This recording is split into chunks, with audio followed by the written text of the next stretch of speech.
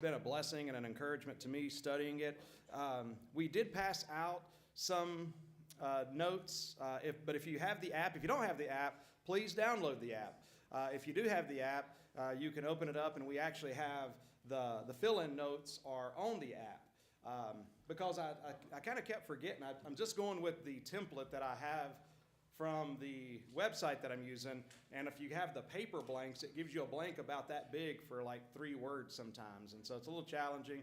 But if you don't have the app, download the app and do the fill-in notes. And my goodness, somebody just walked in from down south apparently. Should have been doing some walk-in music, some Freebird or something, I don't know. Okay. All right, well, we'll start the video here shortly, and again, we'll have maybe just a brief time afterwards for some questions or discussions, any clarification, and so whenever you guys are ready. Thanks.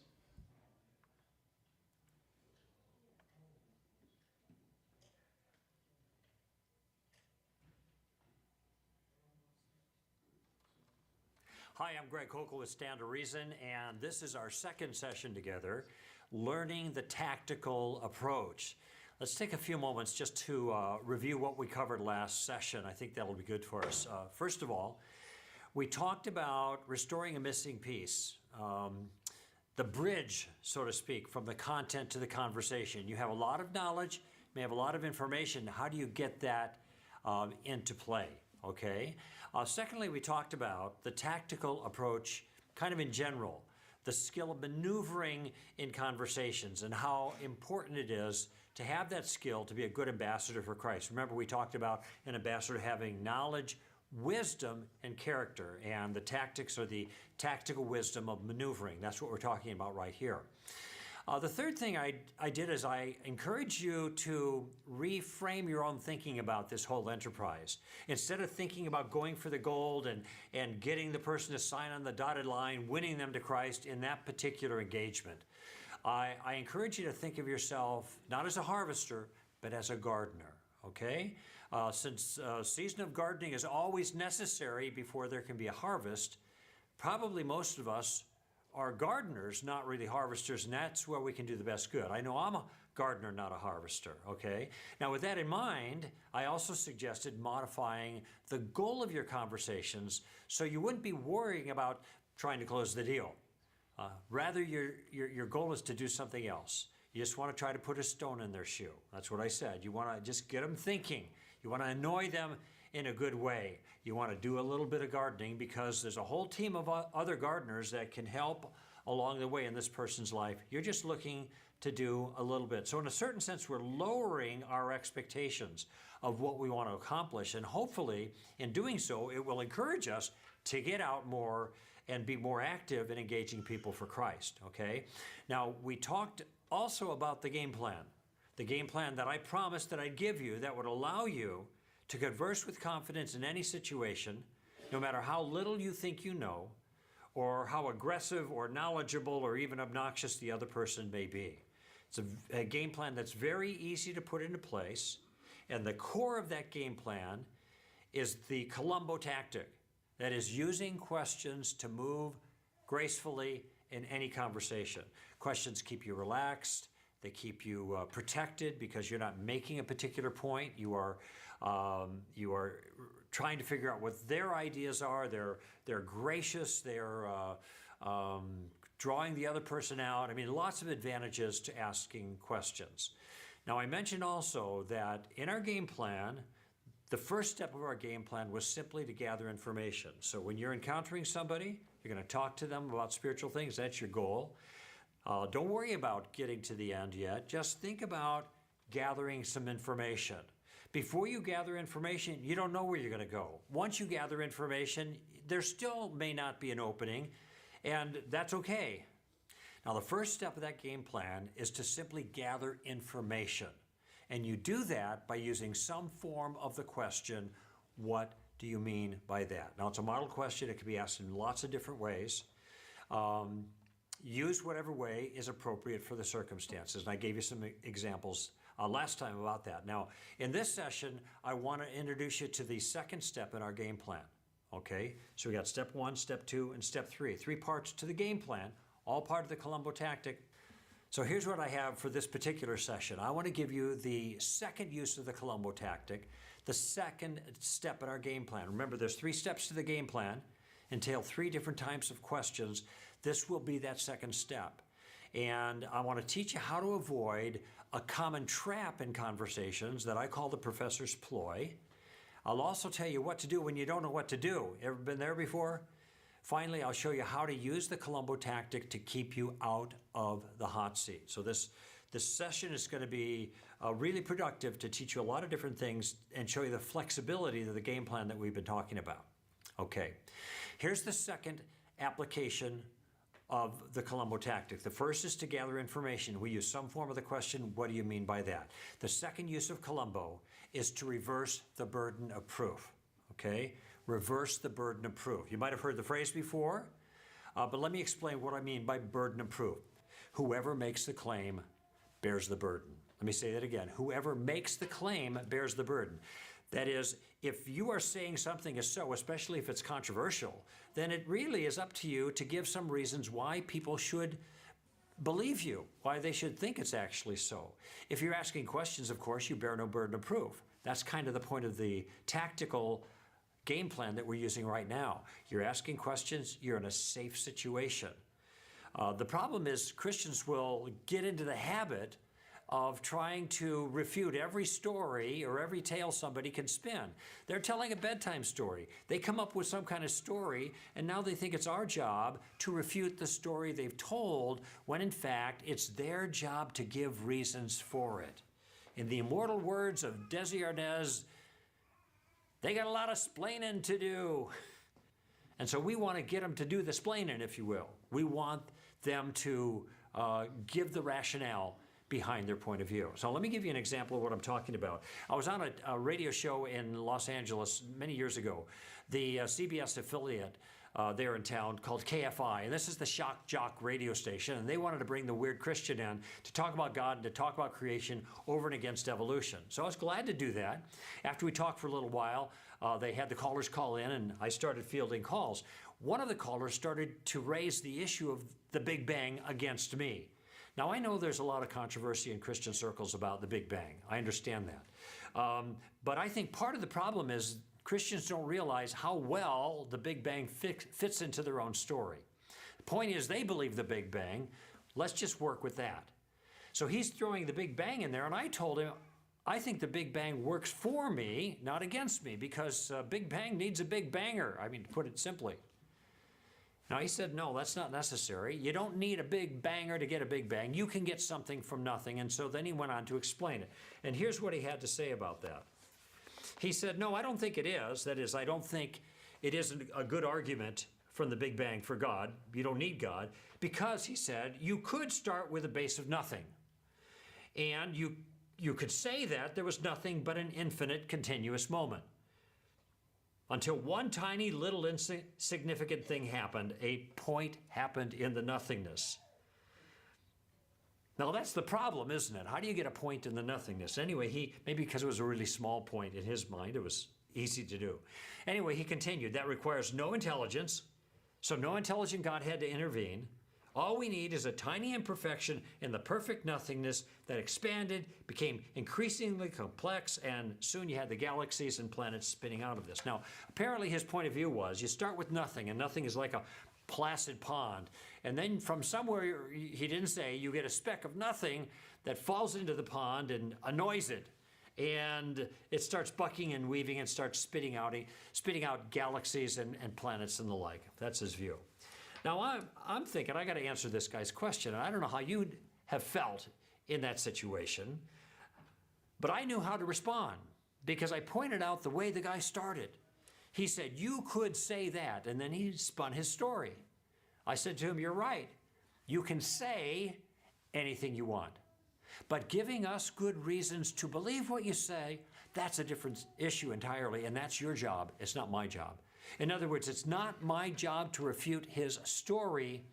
It is his job to give reasons in support of the story. I don't have to play it all until he's given me good reasons to take his story seriously, okay? think about it this way. You know what a gauntlet is, right? It's a medieval glove that knights would wear. What did it mean when you threw down the gauntlet? It meant it was a challenge. The knight doesn't throw down the gauntlet and then step back and say, I win. No, the other knights are going to say, hey, you're just in the game. You just anteed up. You just started. You got to put up now or shut up. You got to show us what you got. And the same thing is true in this situation. When people make assertions, don't mistake it for an argument. It's not. An argument is a point of view, an assertion with supporting reasons. If they're just making an assertion, you have nothing to deal with, really. You want them to go further. You want them to give the reasons for their view. You want them to bear the burden of proof. And here's the phrase I want you to watch out for. The phrase is, I can explain that. I can explain that. So you're talking about something spiritual and some evidence for Christianity that you think points to God, and they say, well, I can explain that. Be prepared to get a bedtime story when you hear that. They just spin a yarn, and there's lots of different ones that they offer that they think are compelling, and they think in their own minds if they can just come up with an alternate explanation, then they've done a good job in refuting your point of view. But keep this in mind. An alternate explanation is not a refutation, okay? These tales that people tell have great rhetorical power. They're very effective psychologically to dislodge your confidence in what you believe. But these things have to go another step. They have to be put to the test. Not everything that's possible is reasonable. And this second step of our Columbo game plan shows that the other side has to do better than just have a good imagination. They have to have reasons. And so here's the key question that you use to reverse the burden of proof. Now, how did you come to that conclusion? Or what are your reasons for that? Or why do you think that's the way it actually took place? I mean, there are lots of ways of saying it, but essentially you are moving the burden of proof back on the person who has made the claim, and that's exactly where it should be, okay? Remember, the person who makes the claim, what? Bears the burden. Now, let me give you some examples of this. It's not uncommon to run into people who say, well, Jesus was just a mere man who was exalted to the status of the Son of God, say at the Council of Nicaea in 325 or something like that. I mean, this is Dan Brown's argument in the well-known Da Vinci Code, okay? Okay, the first thing that I'm going to do is ask my first Columbo question. What do you mean by that? That is, I'm going to ask him to tell me more. How exactly did that take place? How do you think that worked itself out? And let him talk, okay? Once he's done talking, it's not over yet. It's not enough for him just to give me his point of view. I've got another question. And the question is, why is it that you think that's the way it actually happened? How do you know that really took place that way? Now, we have the details of the Council of Nicaea. We know what happened there, and of course, that isn't what happened there. But I want to put that on him. How about people who say, I was born a homosexual? Well, I'm going to ask him, how does he know that? What do you mean by that is basically the variation there. And he'll say, well, ever since I was a little child, I remember having these kinds of feelings, and I've never had any different kinds of feelings, so I must have been born that way. Now, I know as a matter of fact that there's not a single shred of scientific evidence to support that notion. There is no such thing as constitutional homosexuality, and I'll tell you, every single person in the industry, whether they're pro-homosexual or gay or not, all know the same thing. Homosexuality is not innate. You'll never hear it on CNN, but this is the fact of the matter. But let's just set that aside for a moment, okay? When people say that they are born homosexual, I want to ask them, what are their reasons why they are born homosexual? How do they know that? And I'm looking for some factual evidence for that, not just an anecdote from them. How did you come to that conclusion, okay? I've had people say to me, well, the unborn may be a human being, but it's not a person. Now, this is a move in the pro-abortion case. Maybe a human being, but not really a person, okay? So what's the question I ask? What's the difference? What's the difference? They're making a distinction between human beings that are persons and human beings that are not persons, and they're saying that some who are persons get the complete protection of the law and others that are not persons you can kill with impunity. They better be sure they know what the difference is. So I want them to tell me. I'm not taking it upon myself to have responsibility for trying to prove that all human beings are persons. They're the ones who made the claim that some humans are not persons, and it's their job to tell me why they think that's so, okay? Now remember, the first question that we use in our game plan, what do you mean by that? That helps you to know what the person thinks. Absolutely important to know how to proceed, okay? This second question, how did you come to that conclusion or some variation? This helps you to know how the person thinks. What are the reasons for his point of view, okay? Does he believe things for good reasons? Some people have no reasons. You ask him that question and you're going to get silence again, because it charitably presumes that you have, or rather they have come to a conclusion, all right? And a lot of people haven't come to conclusions about what they believe. They're just socialized to believe what they believe. And so you're going to get the sounds of silence again.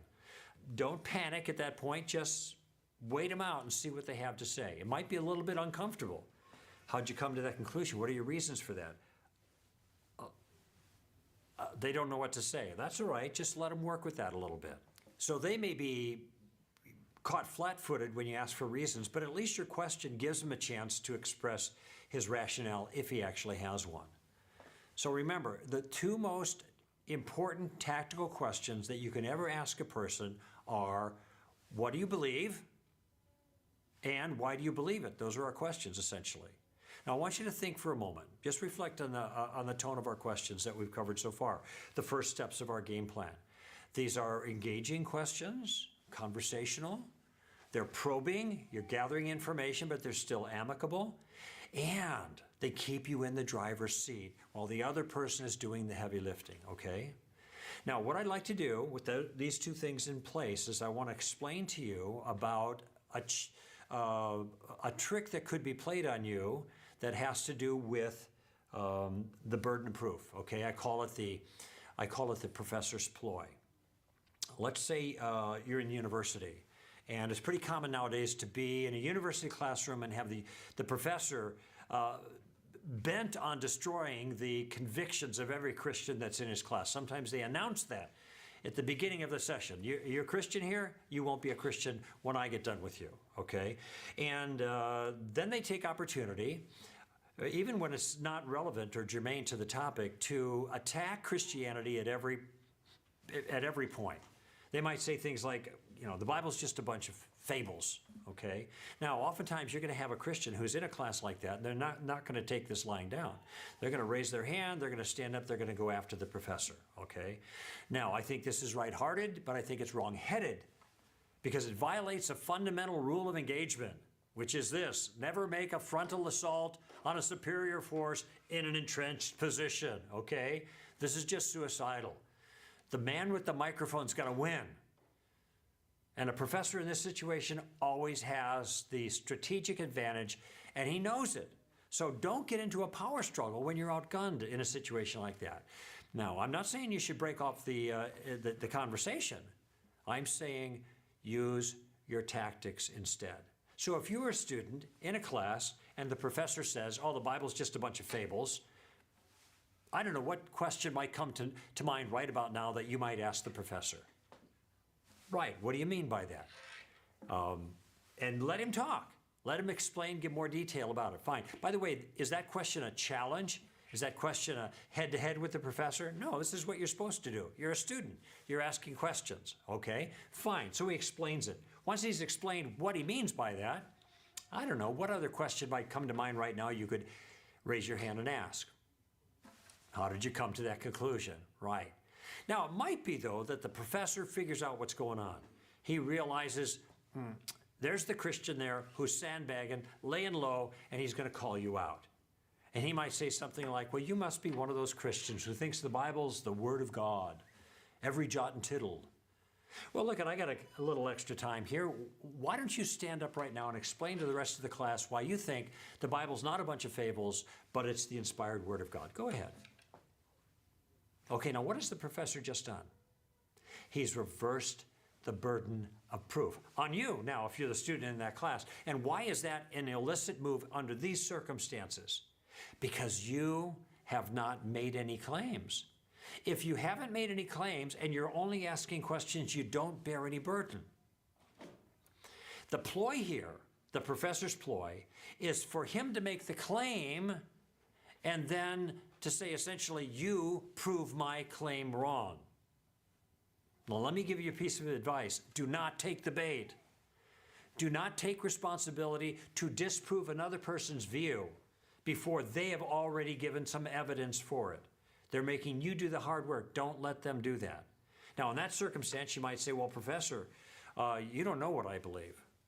I might even agree with you, but I've never even said my point of view, so you don't know.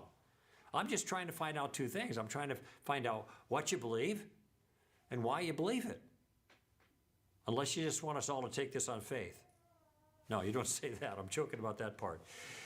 The point here is, you don't need to be the expert in everything, even with the professor. You don't need to know everything.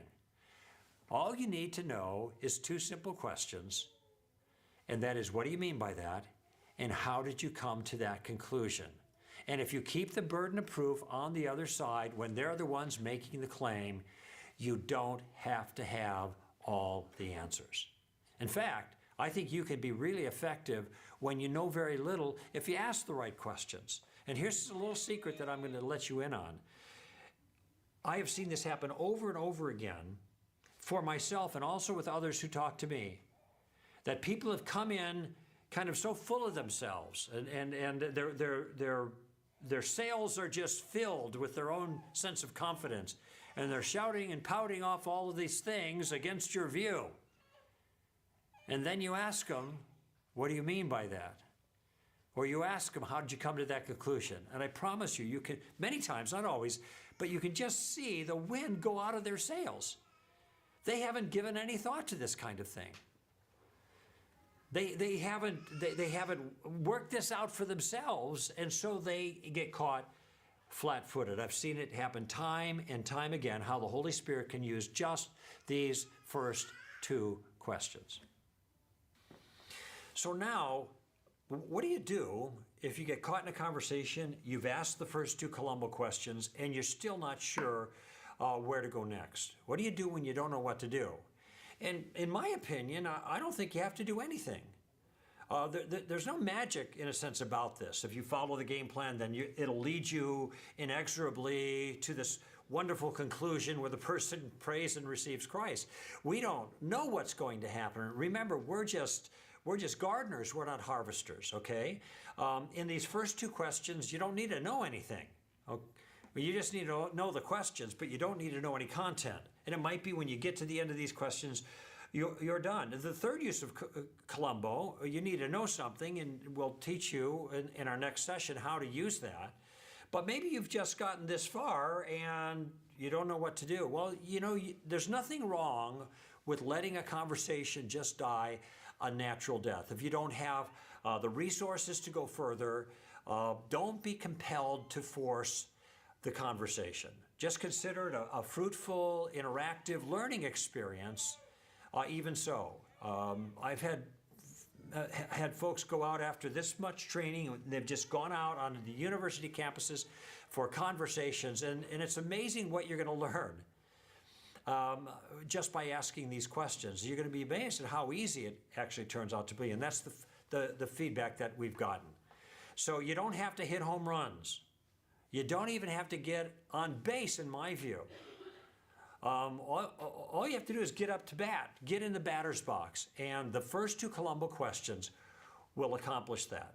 Now, I want to show you one more thing that is an advantage of these Columbo questions. I call it getting out of the hot seat. Sometimes you're afraid of going further in a conversation because you think, oh, maybe this other person knows more about this stuff than I do, and they're going to hit me with a bunch of stuff I don't know how to answer, okay? And so you end up not saying anything at all. You don't want to get in over your heads, okay? You don't want to get pushed around by some aggressive critic that's blasting you with your arguments or opinions or information that you don't know how to handle, okay? And I can sympathize with that. You don't want to get in that circumstance, because once you get in that circumstance, who's in the driver's seat now? Not you. They are. You want to be in the driver's seat, okay? And this next little adaptation of our first two Columbo questions are going to buy you some time if you find yourself in that situation, okay? And part of what I want you to see here is I don't want you to feel under pressure to immediately answer every question or every point that's made, especially when the other person is coming on really strong, okay? If you find yourself in a circumstance where you start out in persuasion mode and you're trying to get them to see your point of view, and then they come back with information or arguments or points of view that you have no understanding of, you've not been exposed to at all, you find yourself at total loss for words, really overwhelmed by the information. They may not be overwhelming you with their personality, that's a different set of circumstances, but you just can't deal with this information. When you're in a situation like that, let me ask you first of all, who now is in the driver's seat? Not you, right? The other person's in the driver's seat, okay? I'm going to give you a move that will help you get out of this hot seat that you find yourself in, okay? And I want you to practice a little bit of what I want to call conversational Aikido. Aikido is that self-defense practice that you don't oppose the force of someone else, you don't push back, you just use their force in your favor, okay? So what we're going to do in a sense is let them keep coming at you, but we'll want to do it in a way that you will actually be in control of the conversation. So if you find yourself in the hot seat, being overwhelmed with information you don't know, you want to shift immediately from persuasion mode to fact-finding mode. You want to immediately become a student. And you can say something like this. You say, wow, it sounds like you know a lot more about this than I do. I wonder if you could help me out here and just do me a favor. Slow down a little bit. Because I really want to understand your particular point of view, and tell me more clearly precisely what it is that you believe, and then tell me your reasons for it, okay? And I'll get a piece of paper out and maybe I'll take some notes because I want to get this right. Now what you've done then is you've completely reversed the circumstances. Do you have any obligation to answer their challenge when they give it to you? No, you've already said, I'm the dummy. You're the smart person. I don't know what's going on. Give me an education, all right? And then they talk to you. They let you know what they believe and why they believe it. You might be taking some notes or at least making a mental note of it. And then you say to them, let me think about it. Let me think about it. Now, them's the magic words, and I'll tell you why. Because if you say, then let me think about it, do you have any obligation to answer the challenge? No, none at all. You're going to think about it, okay? So then what do? Well, you do what you said you're going to do. You think about it on your own, at your leisure, when the pressure is off. That's the best time to resolve these things. And you can go to websites, you can go to books, you can go to any other resources that you've used in the past to get information regarding that thing. Now that you got the point of view and the reasons for it, and you can work it out on your own. And then you'll be ready for the next time. The next time that person or some other person with the same thing comes up, you'll be ready to respond to that particular issue. And if you can respond to it by using questions to make your point, all the better. The key here is to get out of the hot seat, but still stay engaged and get yourself back in the driver's seat. Essentially what you're saying to the person is, you want to beat me up? Okay. Just do it slowly and thoroughly, please. Now, is there anybody that you know yourself, even the most retiring, shy, bashful, skittish, timid, reserved, who cannot do this, who cannot say, you want to beat me up? Okay, just do it slowly and thoroughly, please. No, anybody can do this. This is easy. This is easy. Now, you haven't won that person to Christ, but that's okay. That's not our goal. Our goal isn't to get them to sign on the dotted line. Our goal is to do a little gardening.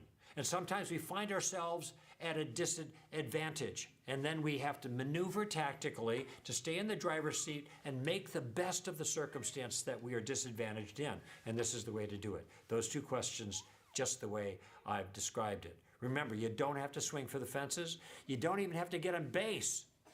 You just need to get in the batter's box, and these two questions will get you there. Get in the batter's box, use these questions, then watch and see what the Holy Spirit does. So that's the foundation. That's your game plan. Two questions. What do you mean by that? And how did you come to that conclusion? And with that, even though we've got lots more to talk about, I've already fulfilled my promise to you. Remember the first session? I said I was making a promise that I would give you a game plan that would allow you to converse with confidence in any situation, no matter how little you knew or how knowledgeable or aggressive or even obnoxious the other person happened to be. I've done that. If you remember these questions, you can talk to anybody. And if you forget everything from our session together, remember this. Take a tip from Lieutenant Columbo, always ask questions, right? So let's do a quick review of what we covered here in this session. First thing I did is I introduced you to the second use of the Columbo tactic, the second step of our game plan. I call it reversing the burden of proof. And remember the rule there. The one who makes the claim, right, bears the burden. No more free rides. We're not going to let people just say whatever they want and not have to account for it. And I taught you how to avoid a burden of proof trap that I called the professor's ploy.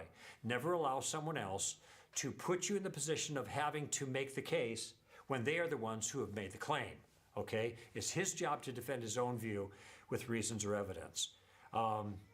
I talked about what to do when you don't know what to do. If you've gotten this far and you can't go any further, fine, let it die a natural death. Don't sweat it.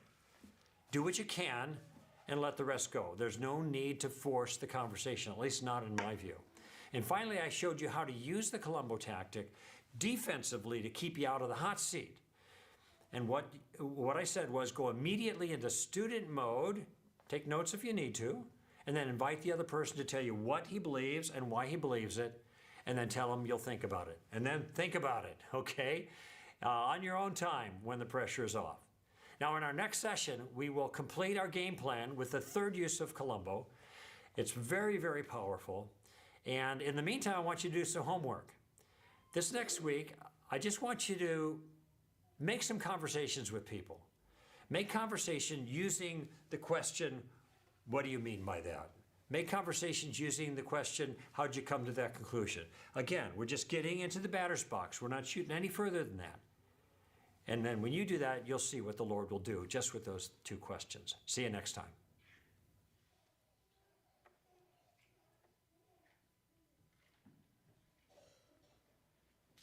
All right. Any initial thoughts, reactions, questions, comments, concerns?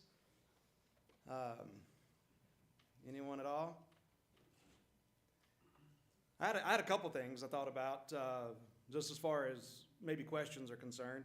For one thing, I thought about this more of a statement.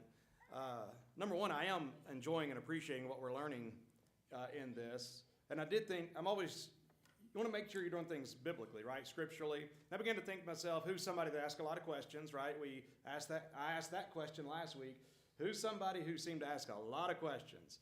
They'd get asked a question, they would answer the question with a question. Jesus famously does that all throughout the Gospels. All right, so you can see that this tactic is not just something that's man-made, it's following a biblical pattern. So if it's something we're teaching in this church, I want to make sure we're being biblical, right? Which brings me to another question. How do you feel about or maybe what is the balance between the statement of him saying that we're called to be gardeners? Some of us are called to be simply gardeners, not necessarily harvesters. What is the balance to that statement, if you know what I'm asking for? Okay, so in other words, a gardener, in other words, I'm just planting seed, man. And he literally said, at one point, he said, my goal in this conversation is not necessarily to win this person to Christ. Well, that is very counter to the way many of us have been taught. If you can't win somebody to Christ in your conversation, you need to move on and try to win the next person to Christ in the conversation, right? Let's get those sales up, and that's the other extreme to it. But Danny? Yeah, I feel like the balance on that, because it's abrasive to hear that, right? Yes. From our background, very abrasive, feels wrong almost.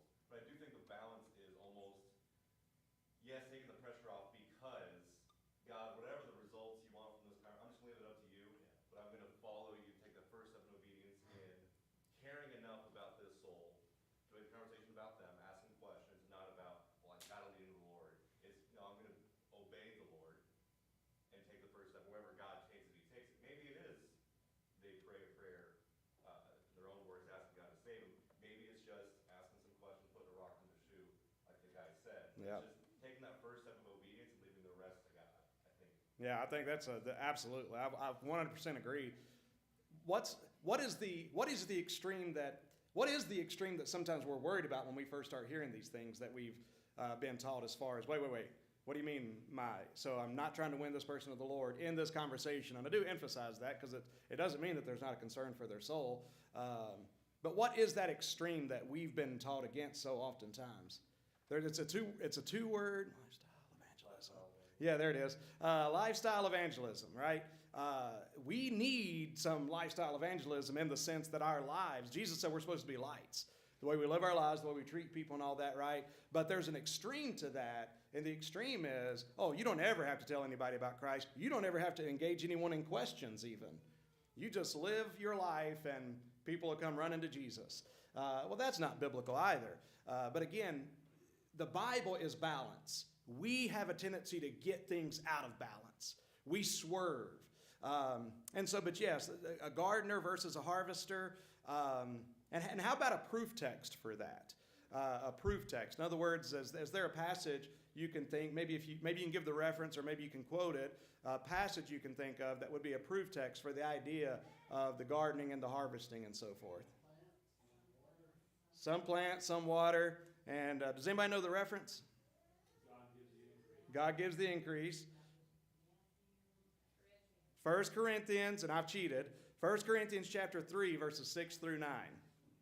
And I believe I'll go over there and read these real quickly. And I do want to encourage you while I'm turning over there to read this passage, just so you can see it for yourself. 1 Corinthians chapter number 3, that one of the cool things on the app is that on the fill-in notes, you can put your answer, but if you put the wrong answer, it'll make the letters red, and then you can click the button and it'll show you what the correct answer is. So again, it's really, really, really handy there. But 1 Corinthians 3, verse 6, I have planted, Apollos watered, but God gave the increase. So then, neither is he that planteth anything, neither is he that watereth, but God giveth the increase. Now he that planteth and he that watereth are one, and every man shall receive his own reward according to his own labor. For we are laborers together with God. Ye are God's husbandry, ye are God's building. But God giving the increase is a very, very important thing to understand, that in the ministry, we have seen God give the increase here. But you know what? That's not the measure of success. Results are never and I know this sounds a little bit odd, but by and large, our success is not evident by results in the Christian life oftentimes. It's being faithful. It's being faithful. It's doing what God told you to do. Hey, but I'm not seeing the results I want to see. Well, that's up to God. I'm going to be faithful. And there are, and gosh, I wish I could remember. I'm going to be talking about a couple missionaries today. One for sure, but I was trying to think if it was Hudson Taylor, David Livingston. I don't know, but there's some pretty famous missionaries that saw very little fruit in the first years of their service, some of them in their entire times of service, but they were faithful. And so anyway, just that we do get result-oriented, and that's one thing I want to say, that God has given, we have seen God bless here, we have seen God give the increase here, but that does not turn around and say, oh, wow, Jesse, you were so successful. Well, what's the measurement? Oh, well, you seem a lot more successful than brother so-and-so over here, because, man, he's been there 20 years, and they've only got like 10 people coming and doesn't seem to... So I'm successful and he's not successful. Number one, we don't compare ourselves among ourselves. Number two, there's people in that measure that's more successful than me. You kind of see you start getting into a bad place there, right? No. If I have any success, it's being faithful. That's it. And then anything else God's done beside that, if God's given the increase, well, then that's God's business, and also that's God's glory, right? And so we're called to be faithful. Ralph? How important is it? I know it's important, but how important is it to know the position God has placed you in? How important is it to know the position that God has placed you in? You know, I got a question for you, Ralph. What do you mean by that? I'm serious, though. I really don't know what you mean, so what do you mean by that? What has God called me to do? Okay, no, okay. I know that to give the gospel Yes. for everybody, that is a necessity. Okay. One more step further. In that, how? Exactly. I mean, this is an example, you're having a conversation. I could say, how do I strike a conversation with somebody about the gospel? Most of the people I come in contact with, that's the furthest thing from their mind. Yeah, okay, so I'll start with the first question was how important it is to know your position, basically, and that's super important. And I do understand now. I didn't understand when you first asked it, but it's super important. And really, it's a great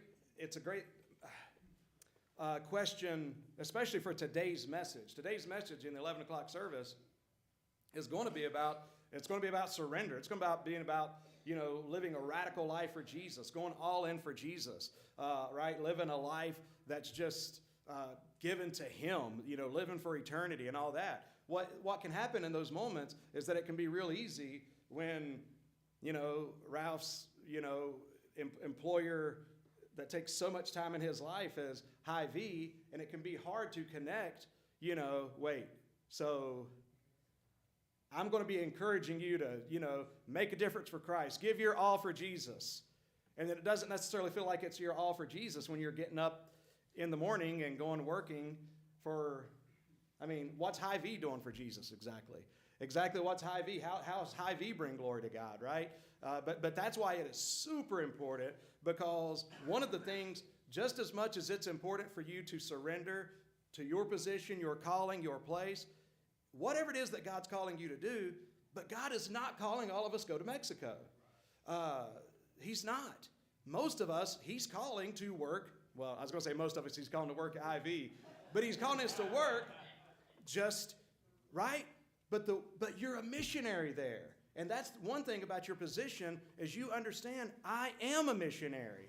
I just happen to be a missionary that's selling wholesale supplies to contractors or whatever. So that means I'm going to show up with a good attitude, and I'm going to do all to the glory of God. And yes, this, Polaris is my employer, but greater than that, God is my employer. And I'm going to do this for the glory of God. And as a result, my life is going to be a witness. I'm going to take advantage of some of these other opportunities. So I know there was another question there that I might circle back around to, but I just want to take advantage of that one because that really fits into today, because it can be super challenging and you can feel like you're not doing anything. Am I wrong? Does anybody struggle with that? You can feel like you're not doing anything for God because you're working for, some company, whatever. And believe me, I have struggled with that in my life.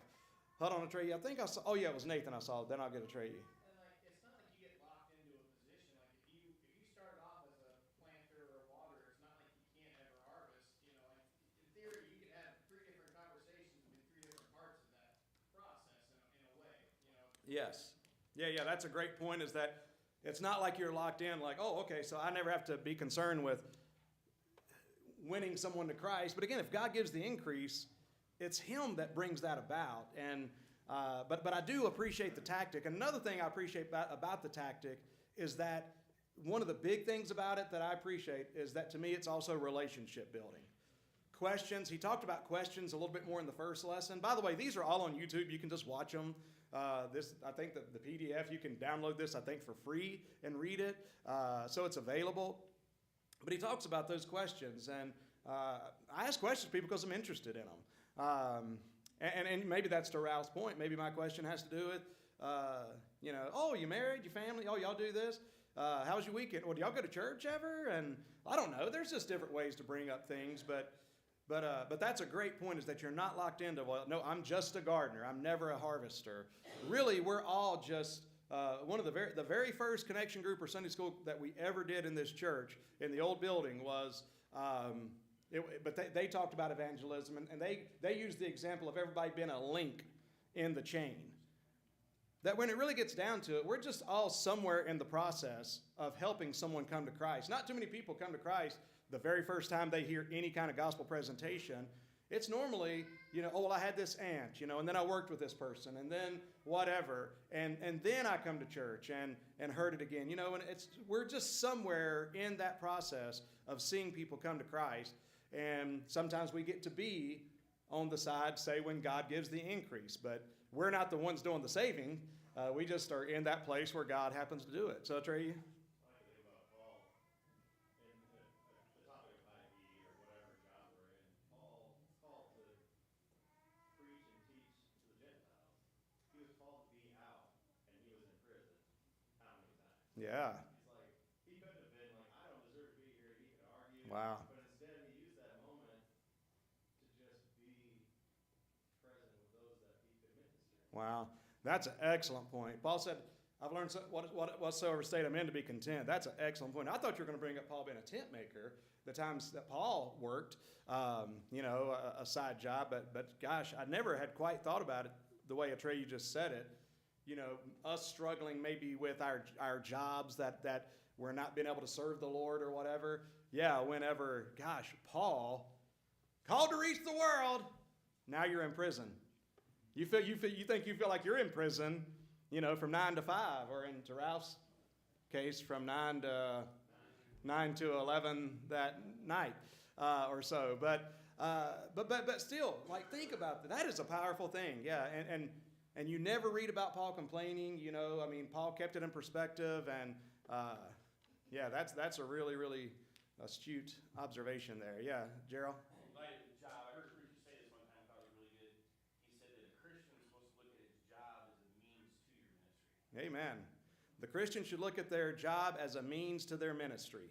Because if you are a Christian, and I say this a lot, but it's so true, and I hope I can get it to your heart, that you either are a missionary or you need a missionary. This morning we have missionaries. Number one, if you're here today, you either are a missionary or you need a missionary, which is to say, if you're saved, you are a missionary. If you're not saved, then that means you need a missionary. You need somebody to tell you about Christ.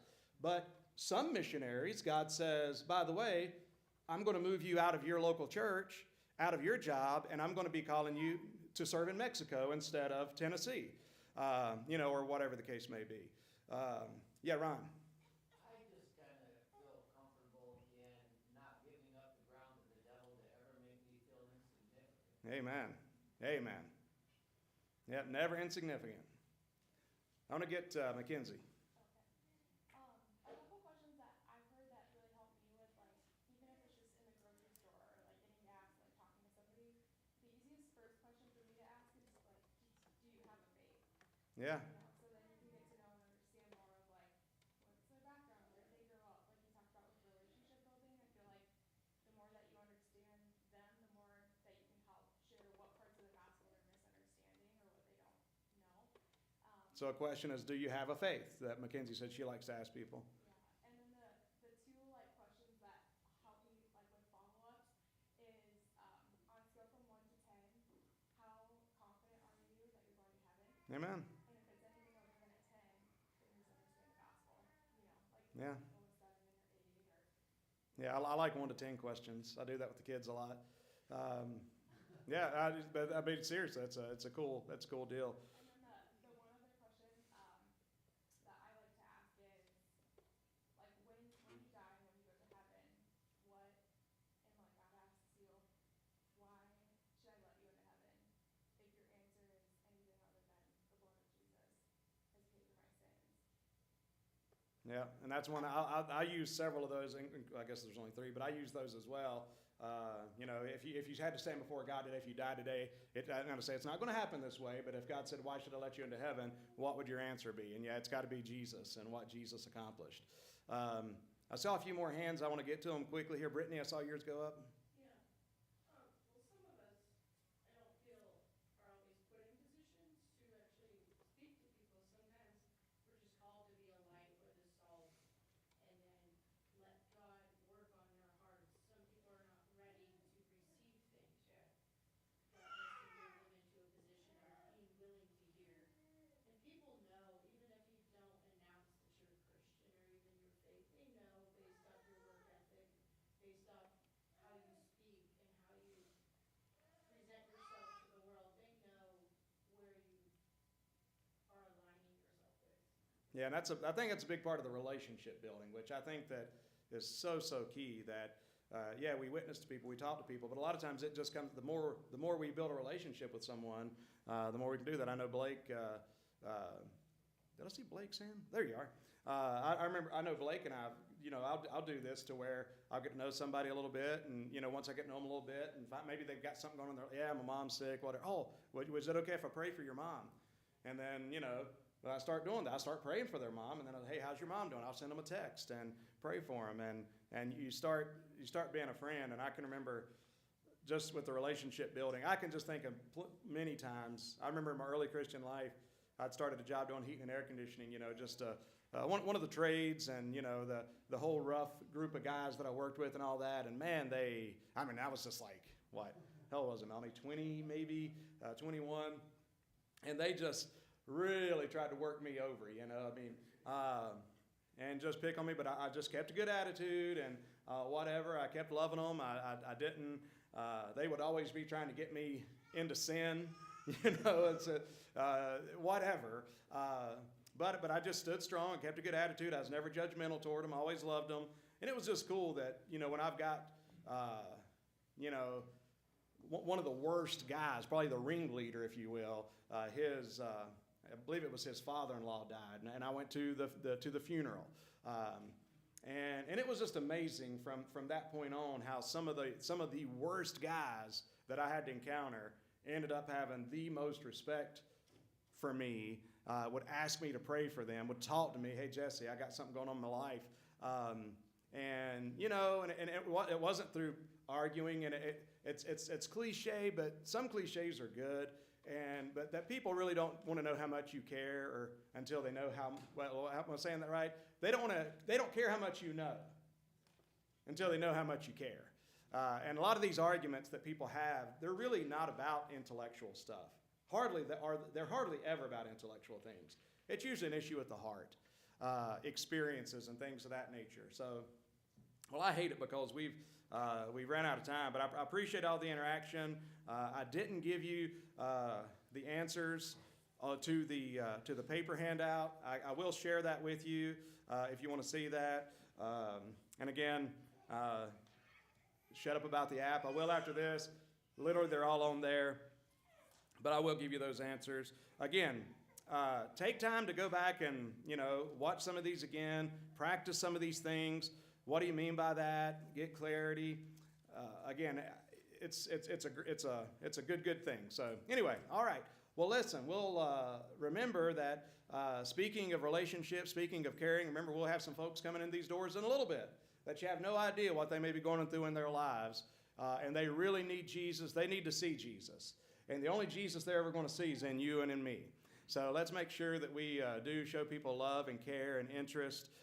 Make sure that you keep an eye out for guests and first-time guests, and make sure we make them, let them know that we're glad that they're here and that we love on them.